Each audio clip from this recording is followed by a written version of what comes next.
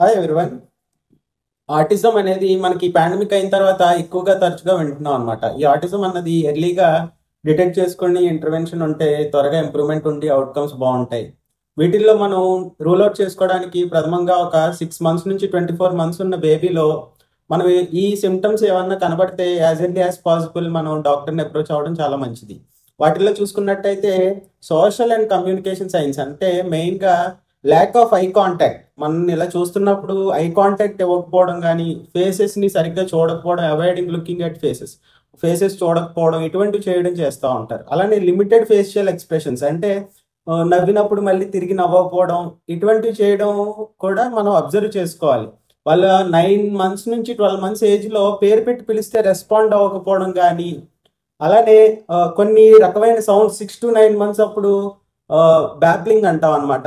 చిన్న చిన్న సౌండ్స్ అని కొద్దిగా అరవడాలు ఇటువంటివి కూడా కనబడతా ఉంటాయి. ఇటువంటివి లేకపోవడం కానీ, అలానే చెయ్యి ఊపడం, ఇటువంటి అబ్జర్వేషన్ 12 మంత్స్ తర్వాత నుంచి కొద్దిగా చెయ్యి ఊపడం కానీ, అలానే పీకబు ఇటువంటి గేమ్స్ ఆడించినప్పుడు వాళ్ళు ఇంటరాక్టివ్గా ఆడకపోవడం కానీ, స్పీచ్ అన్నది 16 మంత్స్ నుంచి 24 మంత్స్ లోపు లాంగ్వేజ్ ఒక ఫ్యూ వర్డ్స్ మాట్లాడడం కానీ, స్పీచ్ కానీ సరిగ్గా ఉండకపోవడం కానీ, అలానే కొంతమంది లేట్గా నడవడం మొదలు పెట్టడం, టో మీద నడవడం, ఇటువంటివి కూడా మనం అబ్జర్వ్ చేసుకోవాలి.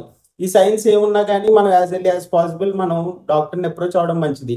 బిహేవియరల్ సైన్స్ వచ్చేటప్పటికి ఏదైనా చేశారంటే రిపిటేటివ్గా చేస్తూ ఉంటారు. కొన్ని కొన్ని పనులు అన్నవి రిపిటేటివ్గా చేస్తున్నా సరే మనం అబ్జర్వ్ చేసుకోవాలి. ఎక్కువ సౌండ్స్కి కానీ లైట్స్కి కానీ తీవ్రంగా రియాక్ట్ అయిపోవడం కూడా మనం అబ్జర్వ్ చేసుకుంటూ ఉండాలి.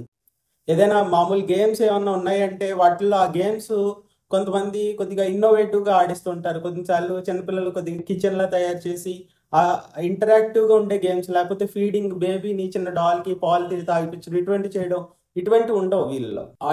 ఆటిజం అంటే ఆటిజం ఒక స్పెక్ట్రమ్ డిజార్డర్ అనమాట. అంటే అందరిలో ఒకేలాగా ఉండాలి, వీళ్ళలో ఇలాంటి సిమ్టమ్స్ ఉండాలి అని చెప్పడానికి ఉండదు అనమాట.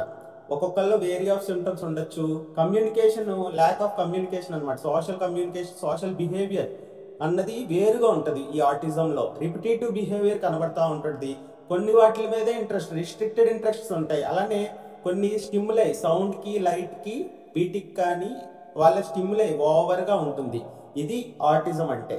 ఆ ఆటిజం ఈ సిమ్టమ్స్ ఎర్లీగా మనం డిటెక్ట్ చేసుకున్నట్టయితే హోమియోపతిలో చాలా చక్కని మందులు ఉన్నాయి ఈ ఆటిజం గురించి. కాబట్టి మీరు హోమియోపతిని కానీ ఎంచుకుంటే ఈ ఆటిజంకి బేబీకి మీరు చాలా మంచి పని చేసిన వాళ్ళు అవుతారు. Thank you.